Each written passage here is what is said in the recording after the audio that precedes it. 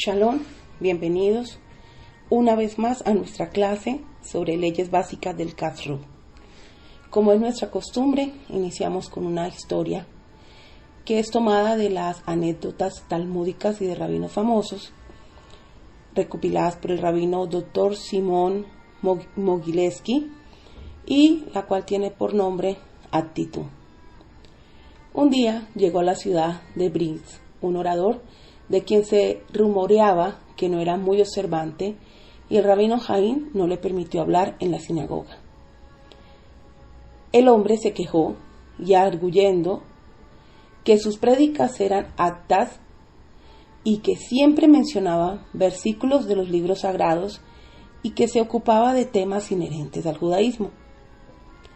Has de saber, dijo el rabí Jaim, que una carne de un animal degollado, como corresponde, sin mácula y luego salada, es kasher, es apta, pero está prohibida si se le cocina en una olla que no es apta. Fin de la historia.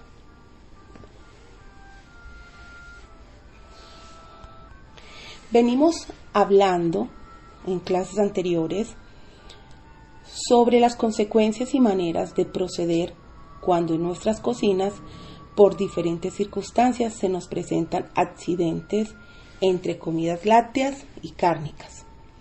Y hoy se nos surge una nueva pregunta, un nuevo interrogante, y es: tenemos un recipiente cárnico, basari, y se salpicó gotas de leche dentro de él.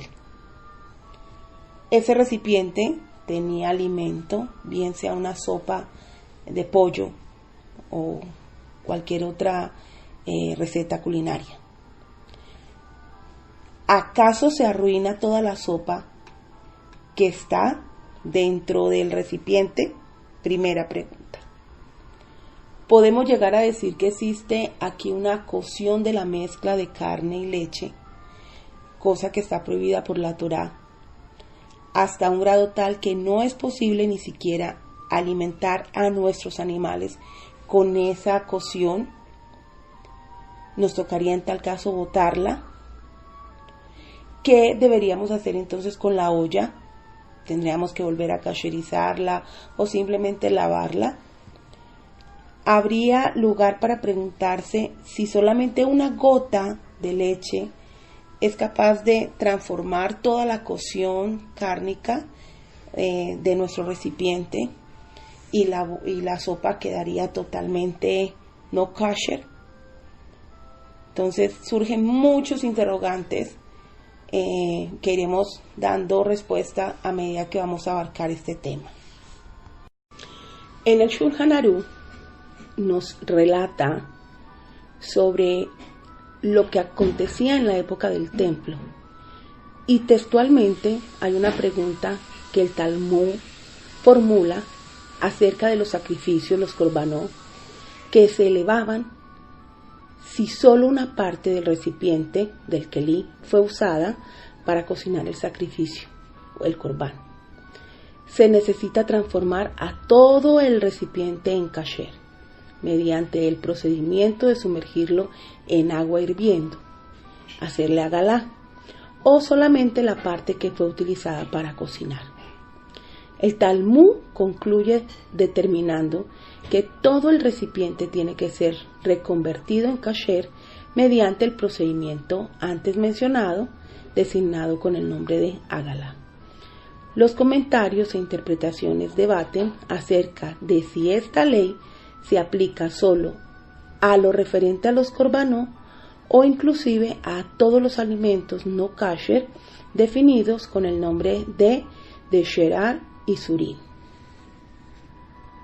Entonces, una de las cosas que nos hacen ver es que si el recipiente que tenemos, el alimento cárnico, le cae la gota de leche dentro de él, tenemos que saber si la gota tocó las paredes del recipiente o si en tal caso la gota se mantuvo estática en el lugar sin subir ni bajar dentro de lo que es la sustancia como tal del alimento.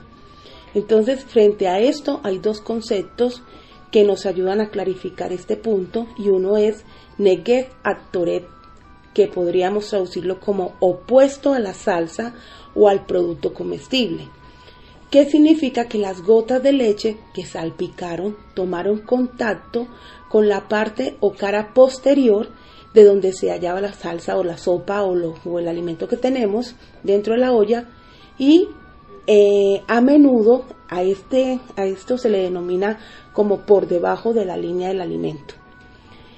Y el otro concepto se llama negev arekan, que es contra la parte vacía del recipiente, y significa literalmente que está vacío, o lo designado como por encima de la línea del alimento, donde el recipiente está vacío.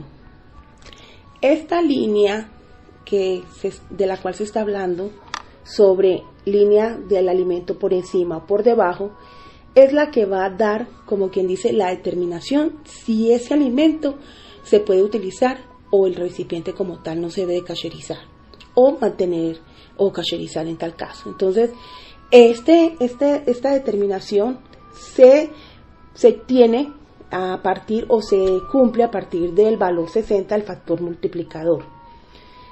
Y este factor multiplicador de 60 es la medida que anula el gusto prohibido en ese momento sobre las veces de la cantidad del alimento kasher, en compensación al balance por la parte del alimento no kasher, o la mezcla que se generó, o lo que se contaminó, bueno, como se quiera en ese momento determinar. Entonces, la cantidad necesaria de la comida apta que anulará a la leche que salpicó esa cacerola, o esa sopa, o ese guiso, o cualquiera de las cosas que tenemos cárnicas dentro de ese recipiente, entonces será 60 veces 60, valor que será desarrollado que nos dará como la pauta para poder saber si vamos a poder salvar el alimento o no. Entonces, al fijarnos, lo primero que nos como quien dice que nos obligamos a hacer, o que se acostumbra a hacer, es traspasar la comida a otro recipiente. Inmediatamente nos demos cuenta de lo que acaba de suceder. Pero tenemos que fijarnos primero si la gota o lo que cayó, en qué lugar o en qué posición cayó, y si tocó las paredes del recipiente. Si en tal caso pasó, se debe de vaciar al lado contrario del lugar donde está en ese momento la leche o la contaminación del alimento lácteo. En el Shulchan Aruch, el Turs cita 3 explicaciones diferentes.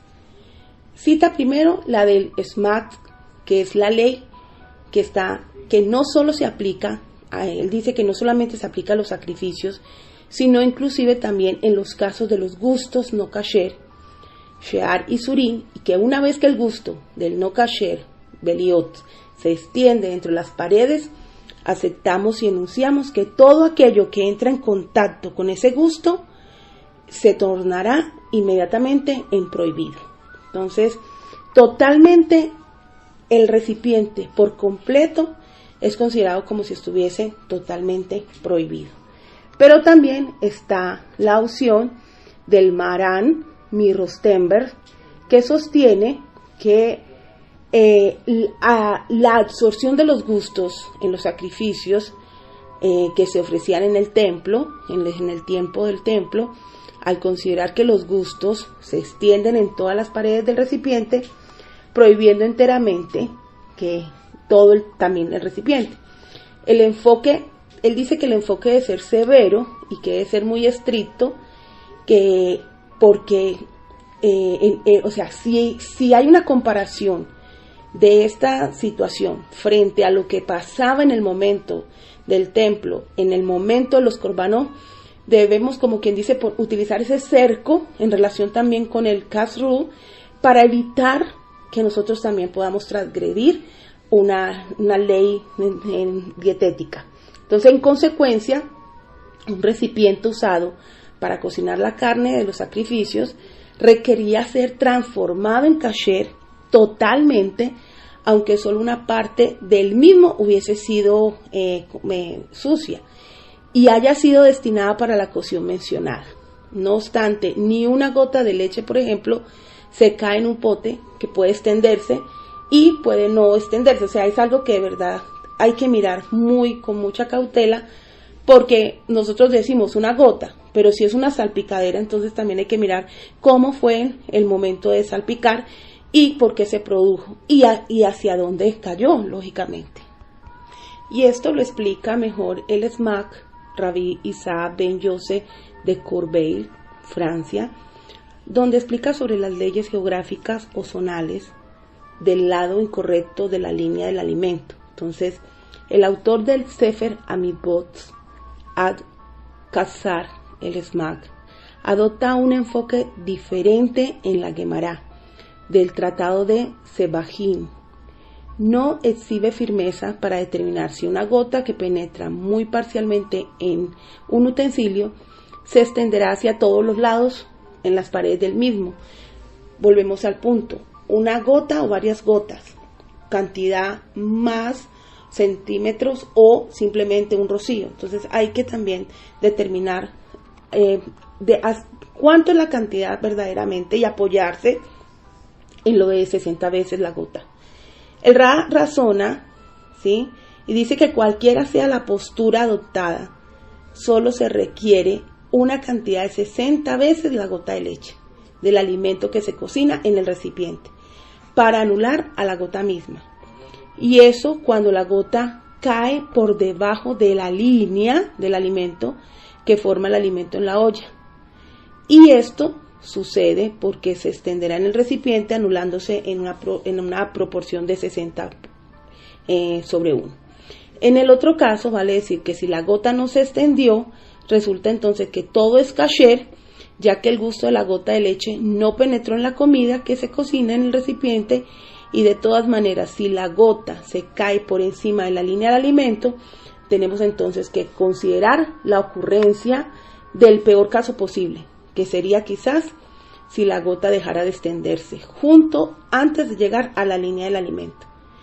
En este caso hay que ser muy estrictos y establecer que posiblemente la gota se esparció por toda parte hasta tal punto que diremos que no se ha diluido, y esto significa que se debería prohibir el área de la pared recipiente hasta 61 veces el tamaño de la gota, que es el punto exacto, o mayor que 61 veces que como está diluida.